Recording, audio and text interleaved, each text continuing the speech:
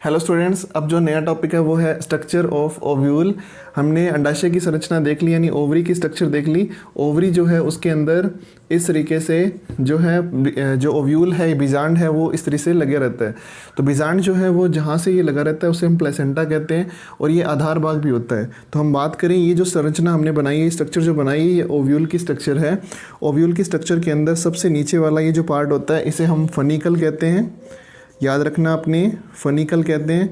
और फनिकल इसे हिंदी में अपन बीजांड व्रंत भी कहते हैं, बीजांड व्रंत भी कहते हैं। और जस्ट इसके ऊपर वाला ये जो रीजन होता है जहाँ ये पूरा बीजांड यानी ओव्यूल जो है इस स्टॉक के साथ में जुड़ा हुआ है, तो इस पोर्शन को अपन हाइलम कहते हैं, हाइलम कहते हैं। लेकिन कई बार यहाँ एक उभार जैसी संरचना भी होती है जिसे रेफी कहा जाता है, रेफी कहा जाता है। तो याद रखना आपने, फनिकल, रेफी और हाइलम। अब देखते हैं कि इस संरचना के अंदर जो सबसे बाहर की तरफ जो आवरण है ये वाला, इसे हम क्या बोलते हैं? इंटेगुमेंट कहते हैं, इंटेगुमेंट कहते हैं। ये इंटेगुमेंट जो होता है वो दो तरीके का होता है, एक तो होता है आउटर और दूसरा होता है इनर, इनर इंटेगुमेंट। इसी तरीके से यहाँ भी ये क्या है? इंटेगुमेंट है जो आउटर और इनर फॉर्म के अंदर प्रेजेंट है। तो इंटेगुमेंट कई बार क्या होता है कि यहाँ दो होंगे तो उसे बोलेंगे अपन बाई टैगमिक कंडीशन। जब दो है जैसे आउटर और इनर तो उसे क्या बोलेंगे? बाई टैगमिक, द्वि अध्यावरणी। कई बार ये सिंगल होता है तो इसे बोलते हैं यूनी टैगमिक कंडीशन। तो ये एक ही होगा। जैसे एग्जांपल याद रखना आपने, मालवेसी फैमिली के अंदर। ठीक है, नेक्स्ट बात करें कि यहाँ कई बार ऐसा भी हो सकता है ए टैगमिक कंडीशन आए। ए टैगमिक मतलब अध्यावर्ण होगा ही नहीं।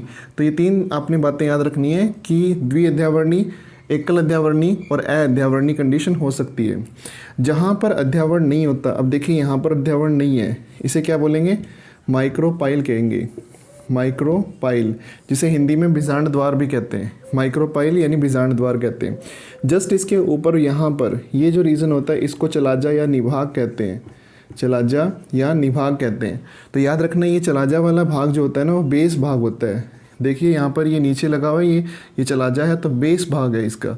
ठीक है, अब इस चलाजा के नीचे ये वाला जो पोर्शन होता है इसे हम बीजांड काय कहते हैं, जिसे न्यूसेलस भी कहा जाता है, न्यूसेलस।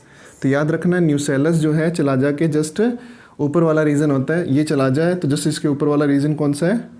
न्यूसेलस। अब देखें कि यहाँ बीजांड द्वार यानी माइक्रोपाइल और चलाजा, इसके बीच में यहाँ पर एक संरचना होती है जिसको क्या कहते हैं? एम्ब्रियो सैक कहते हैं, एम्ब्रियो सैक।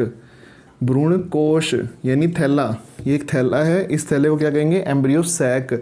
इस एम्ब्रियो सैक के अंदर यहाँ 3 सेल नीचे प्रेजेंट होती है जिसे एग एपरेटस कहते हैं। क्या कहते हैं? एग एपरेटस कहते हैं। ये जो एग एपरेटस है इसमें 3 सेल है। बीच वाली जो सेल है इसको कहते हैं एग सेल, और ये साइड वाली जो सेल है इन्हें हेल्पर सेल या सिनर्जिड सेल कहते हैं, सिनर्जिड सेल कहते हैं। और जस्ट ऊपर वाली ये जो 3 सेल होती हैं इनको हम एंटीपोडल सेल कहते हैं, एंटीपोडल सेल। ठीक है, और ये जो मिडल वाली है इसके अंदर 2 न्यूक्लियस होते हैं। ये हम पढ़ेंगे किस तरीके से 2 न्यूक्लियस यहाँ आए। तो इस सेल को बोलते हैं डेफिनेटिव न्यूक्लियस, और या फिर इसे एक और नाम लिख लीजिए, सेकेंडरी न्यूक्लियस, सेकेंडरी न्यूक्लियस। और एक और नाम लिख लीजिए पूरी सेल के लिए, इसे सेंट्रल सेल भी कहते हैं, सेंट्रल सेल कहते हैं। तो ये 3 नाम आपने किसके लिए याद रखने हैं? बीच वाली कोशिका के लिए। और ये जो पूरी संरचना होती है, ये जो स्ट्रक्चर है, ये कितनी सेल से मिलकर बनी है? 7 सेल्ड है। लेकिन न्यूक्लियस कितने हैं? 8 न्यूक्लियस है, 8 न्यूक्लियस स्ट्रक्चर है। तो याद रखना है, ओव्यूल जो होता है उसके अंदर 3 सेल ऊपर, 3 नीचे और बीच में 1 सेल है, लेकिन इसमें न्यूक्लियस 2 है। तो ये 8 न्यूक्लियस स्ट्रक्चर होगी और 7 सेल स्ट्रक्चर होगी। ये हमारी है ओव्यूल की स्ट्रक्चर। ये ओव्यूल की जो स्ट्रक्चर है इसमें आपने सारे पार्ट जो है वो याद रखने हैं कि किस तरीके से कौन सा पार्ट कहाँ पर जुड़ा हुआ है।